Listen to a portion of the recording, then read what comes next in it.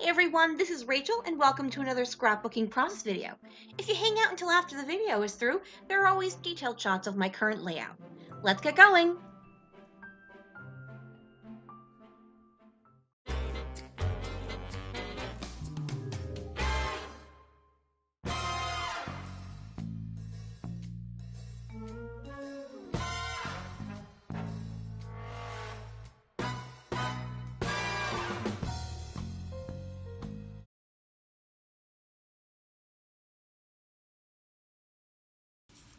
Hey everyone, welcome back for another episode of Stretch the Sketch YouTube Hop that I am participating in with a whole bunch of other lovely YouTube ladies. This is one of those monthly ones that some are going to do and some are going to not do, and whoever is available to do it will go ahead and do it, and whoever can't, no big deal. So we are working with this sketch right here from the Hip Kit Club by Jill Sprott.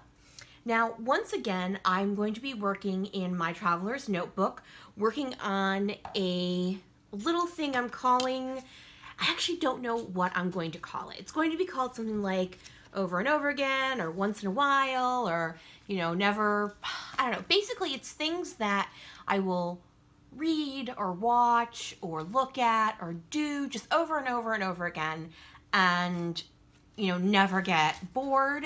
I am using a traveler's notebook, and this is from Felicity Jane, I think. And so I did my first one last month for this same hop, and I was talking about how I love the movie Die Hard. So this time I'm going to be moving on to something else, and you'll see that my mist went through my paper. So I'm going to have to find, obviously, some way to cover that up, or not, because I'm going to stick with using the Pink Paisley by Paige Evans Oh My Heart collection, so the colors are still going to match. So I've left this sketch up in the corner for right now because I'm talking about it, and I want to talk about how, for me, doing a traveler's notebook, I'm obviously going to have to change up the sketch. And I apologize if you hear my dog.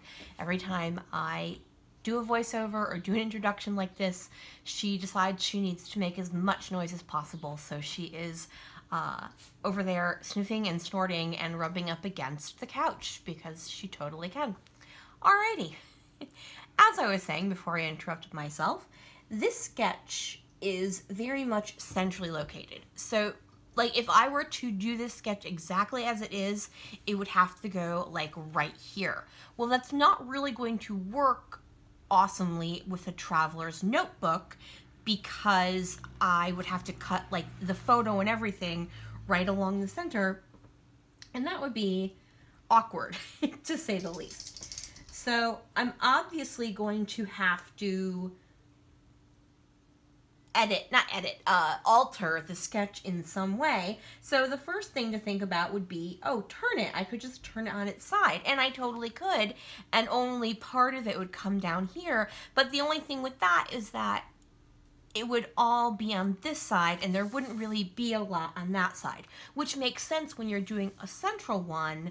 I just don't know how much sense it would make doing it on a horizontal line.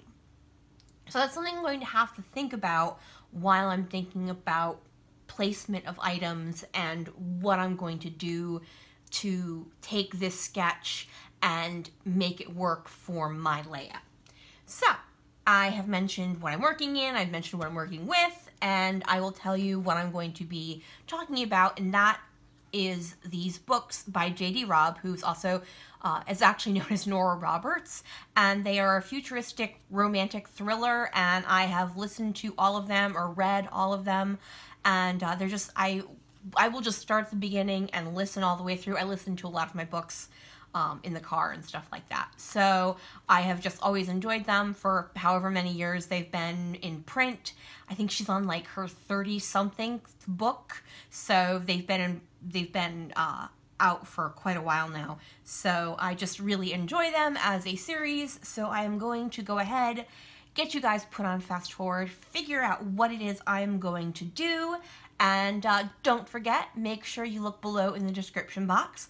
I will have a link to all of the other ladies who are doing this YouTube hop as well. Some are making them out to be 12 by 24 or double page layouts. Some are doing traveler's notebooks, some are doing art journals, so they're all over the place. So make sure you at least check some of them out if you can't do them all. I understand depending on how many layers there are, there's only so much time everyone has.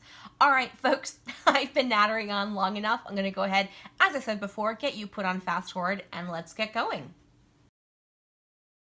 Okay, so while I'm thinking about what I'm going to do, I start by trimming up my photos. Now, I used my HP Sprocket, so these are sticker-backed photos. Now, 2 of the photos were square, so I trimmed off the edge, and I just decided to leave the other one 2 by 3, even though the photos in the sketch are all square. So in thinking about it, I think about, well, what if even though I'm technically shrinking this down, I instead stretch it out by making 3 pieces. Wow, I can't think of the right word. 3 different piles. That's what I'm looking for. 3 different piles rather than what's in the sketch, which is 1 pile behind down 1 photo. So I'm thinking about that, and as I keep going with it, I think I really do like it.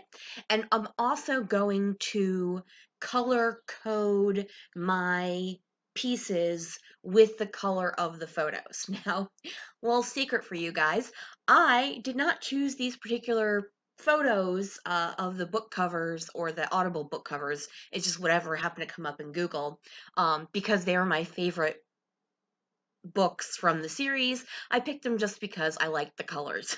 So, which is, I know, silly, but it was just the easiest way to do it. So I have some scraps from the 6x6 paper pad of the, is this Oh My Heart? I think it's Oh My Heart. I know I said in my introduction, but now it's been a couple of days. Yes, Oh My Heart. Okay, so what I'm doing is I'm having a base layer or 2 of pink and then that lavender color and the green. And then I'm also in each of the clusters going to use that book paper and then also the heart paper that I'm putting down right now. So there's going to be different sizes of each element and the element is going to be in different areas, but I am keeping those consistent in all 3 of my areas of embellishment and photos. So I go ahead and I finished the first one and now I've moved on to my second one. I'm going to map my photo with this ombre paper. I'm going to go ahead and glue it down. And then I'm going to remember that I'd also wanted to add this striped paper. So I'm going to pull up my photo mat and tuck this piece behind it. I'm also then going to add some of these hearts, and I'm going to have to pull that up once again. Not as bad this time though. And then I decided I'm going to add some extra glue because it kind of got all wonky, and then I realized, no wait, you wanted to tuck the book paper in as well. So it's apparently a game. How many times does Rachel need to jack up some paper? Oy vey. Okay, I am moving on to my third photo, and I apologize. Once again, Sadie is searching for the person I am talking to since she doesn't think anyone is here, so you're going to hear her tap dancing across the floors. By the way, she was sound asleep when I started, and bless you.